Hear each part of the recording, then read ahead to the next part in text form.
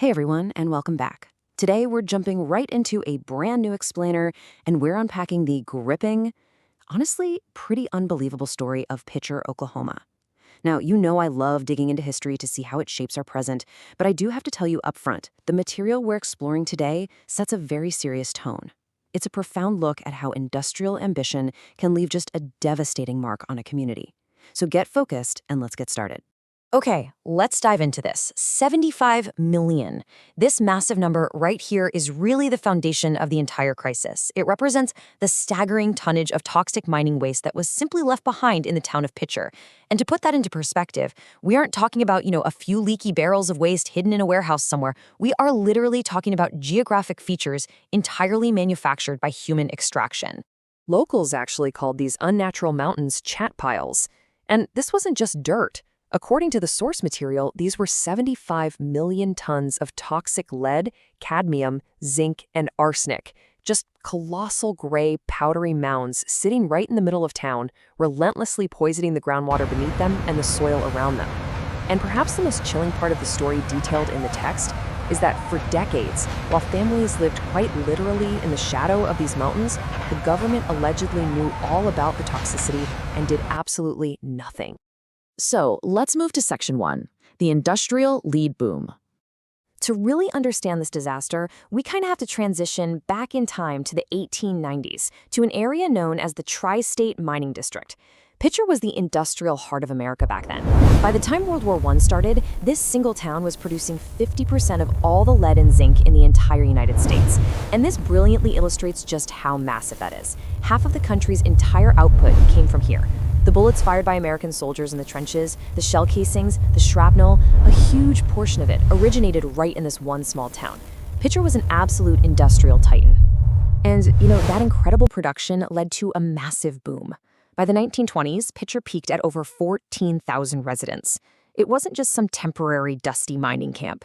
It had a thriving main street with hotels, movie theaters, churches, and banks. The whole shebang. The dominant force in town was the Eagle Picher Company, which was one of the most powerful industrial corporations in the country at the time. Immigrants and American miners alike flocked there, chasing steady wages and the American dream. But tragically, they were completely unaware they were building their futures right on top of poison. Which brings us to Section 2, the poison left behind. So by the 1950s, the great veins of ore were thinning out, and the source outlines pretty neutrally that the mining companies basically just did the math. Moving on was cheaper than staying, so they walked away. They shut down the mines and departed without providing cleanup, remediation, or accountability, leaving behind what the text calls a staggering infrastructure of abandonment. Just imagine it, 14,000 abandoned mine shafts and tunnels, honeycombing the earth directly beneath a populated town. Those 75 million tons of chat spread across 14,000 acres.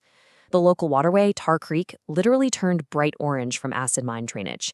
It paints a grim picture. Deadly groundwater lead levels became the norm, and this toxic gray dust just blew through windows, settling on kitchen tables and coating the playgrounds where kids played. So the crucial point is really the human toll detailed in the text. Children in Picher would go swimming in the orange waters of Tar Creek during the summer. They played King of the Hill on the chat piles because, nobody told their parents any better.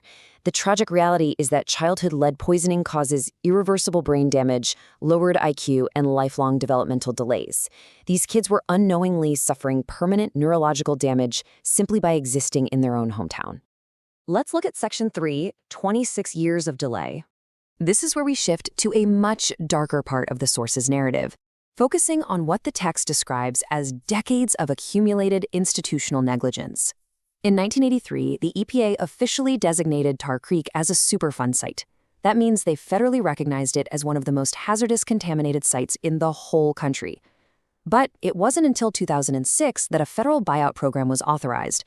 That delay was filled with endless studies, debated funding, and legal battles with mining companies who, according to the source, used bankruptcy filings to shield themselves from liability. Meanwhile, poor and elderly families who simply couldn't afford to up and move were essentially trapped in a toxic zone, while the ground literally collapsed into sinkholes beneath them. Let this number sink in for a second. 26 years. The source emphasizes this massive, almost unbelievable gap between the official federal recognition of this disaster in 1983 and the final relocation of the residents in 2009. That is a quarter of a century where children continued to be exposed to lead. Moving to Section 4, the final devastation. When a federal buyout program finally was introduced in 2006, there was a catch. The state of Oklahoma would only relocate willing residents, purchasing their properties at fair market value. But not everyone was willing to go. These were families who had been there for generations.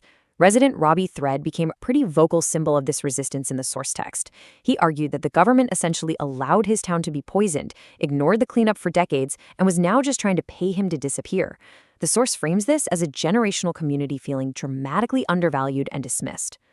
And I want to pose this rhetorical question directly to you, because it really anchors the sheer impossibility of the residents' situation. How do you even begin to put a fair market value on a house in a place that has been officially declared a health catastrophe? The buyout formula felt incredibly insulting to many. And yet, before the town could even finish emptying out, a biblical Category EF2 tornado tore through Picher in 2008. It killed 6 people and ultimately sealed the town's fate for good. But there is one crucial detail the source notes that we absolutely cannot forget: the Quapaw tribe. This was their ancestral land, long before any mining company ever arrived. The Quapaw tribe never left. They watched a century of industrial extraction poison their homeland, and they remain the vital, ongoing story of environmental restoration today. They're actively working to remediate the land that was taken, poisoned, and abandoned. They are not just a footnote, they are the ongoing story. Let's move to Section 5 and see how this builds into a systemic American problem. The source makes a broader argument here, linking the tragic trajectory of Picher to other industrial communities across America.